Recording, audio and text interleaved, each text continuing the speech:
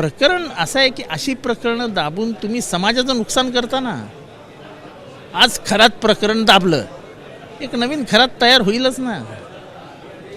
आणि माणसं आजच्या स्पर्धात्मक जीवनामध्ये इतकी अस्वस्थ असतात की ते हे या अशा गोष्टींच्या सहज नादी लागतात. म्हणजे मी तर त्या खरातच्या पायाच पडणारे जाऊन चिंचुके विकायचा 1-1 लाख रुपयाला. चिंचुक्याला पॉलिश करायचं आणि म्हणायचं हे याचा खडा आहे, तो त्याचा खडा आहे आणि द्यायचा लोकांना. त्याला काय. शेवटचा प्रश्न सर, तुमच्या पक्षाचे देखील नेत्यांचे नाव येतात. जयंत पाटलांचा फोटो व्हायरल झाला होता, निलेश लंकेंचं देखील नाव येतं. या सगळ्या गोष्टी असं आहे की नावं येणं जाणं.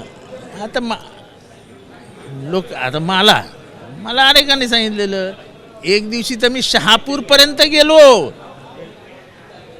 आणि काय नशिबाने मंत्रालयातनं फोन आला. मी मंत्रालयात परत माझ्या कामासाठी परत आलो आणि परत काय जाण्याचा योगच आला नाही. जाणं येणं का केला होता पण एकीकडे तुम्ही असं म्हणताय की हे सगळं